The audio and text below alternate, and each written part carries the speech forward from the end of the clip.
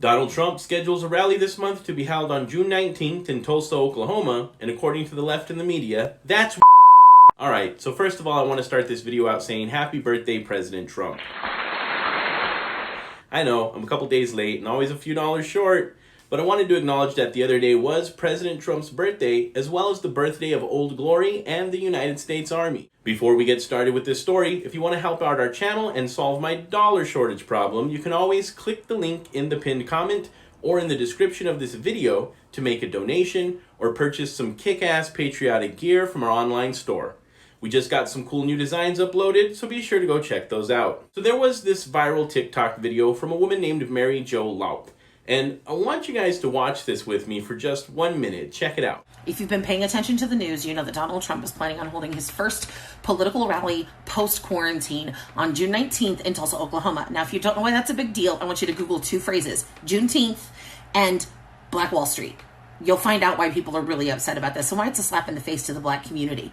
Somebody on another TikTok post commented that he was offering 2 free tickets on his campaign website to go to this rally. So I went and investigated it. It's 2 free tickets per cell phone number, because when you register, you have to give them your cell phone number. They send you a code, you put the code in, and your tickets are reserved for you. So this probably means, having worked on a political campaign this past fall, it probably means that I'll start getting text messages from his campaign. All I have to do to get rid of those is text stop.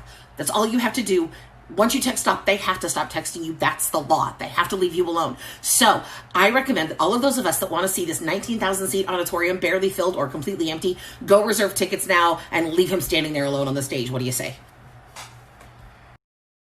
Now guys, America has a long history that is a blend of both triumph and tragedy, as do all individual nations and people. Such is the duality of the world in which we live.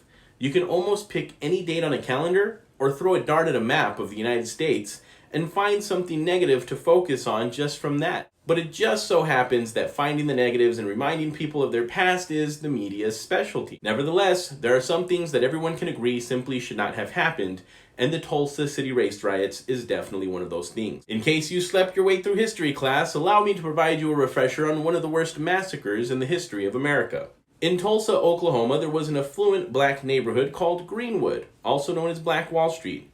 Founded by several Black entrepreneurs, it was equipped with everything from banks to grocery stores, schools, luxury shops. It even had 2 movie theaters. In 1921, from May 31st to June 1st, as many as 300 people were killed and thousands of buildings were destroyed. What caused all of this to happen, you may ask? Dick Rowland, a 19-year-old shoe shiner, was accused of attempting to rape a teenage white woman named Sarah Page, who operated the elevator in the Drexel building. When he was taken to court, news quickly spread that 75 armed Black men had arrived to protect Rowland out of fear that he would be lynched and not given a fair trial. Seeing as this was 1921, it was probably reasonable for them to have that suspicion. Now, it is stated by historical societies that it was most likely that Rowland stepped on Sarah's foot, causing her to scream, that created the issue. But the newspapers at the time had sensationalized the story to make it more appealing. Should be noted, all charges were dropped. But no matter what actually happened, the 75 armed Black men were met with a crowd of 1,500 whites, and a shot was fired, although it was unclear from which side, and the race riots began. A day after, martial law was declared, and the National Guard came in to put a stop to it, but the damage had already been done. Now, what does this have to do with Donald Trump holding his first rally since the pandemic lockdown measures have been lifted? Well, nothing really, unless you're a race-baiting Democrat politician who's bitter about losing her DNC nomination. But just like in that tragic event of the Tulsa race massacre, the fake news media is still serving their primary function, fanning the flames of racial fervor and division to get more clicks and views from folks like this. Of course, we know what they're doing, and they're trying to avoid any real story, such as what happened as soon as the registration page for the rally opened up. At the end of last week, Brad Parscale, Trump's campaign manager, tweeted that over 200,000 people had registered for tickets to the rally.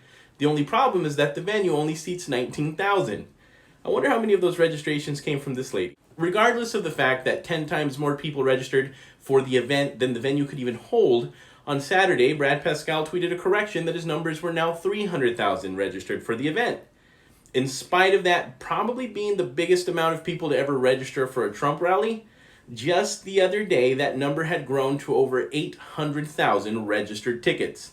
I'm sure that waking up to that news had to be one of the greatest birthday presents ever. Congratulations, Mr. President. Despite that monumental and historical event, the media, House Democrats, and those suffering from TNES still demand that America only focus on negative and buy into their narrative that white supremacy is somehow alive and thriving in America today. Even though long gone are the days of segregation, Jim Crow laws, and lynching, much to the Democrats' dismay, the media as an institution has obviously not changed much over the years and is still trying to sensationalize every story involving race or violence. The Tulsa race riots are obviously a very dark part of the history of this nation, where the media used a story about race to try to divide us and play into people's fears, causing hundreds to lose their lives and thousands to lose their homes and businesses. But today, in light of recent events, it serves as a cautionary tale that teaches us this lesson is just as important to learn now as it has ever been. Don't trust the media. But despite their best efforts to divide this nation, one thing has become abundantly clear. When almost 1 million people sign up for a rally over a single weekend,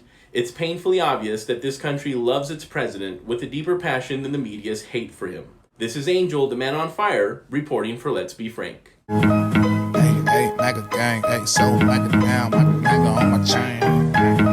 Me and you, we ain't the same on the game. Hey, Donald Trump is your president, and if you like it or not, keep the energy you had with Barack. Cause you know this Trump train don't stop. Tell Beto to please come try to take my block. You wanna impeach him? I guess that's what you do when you can't beat him.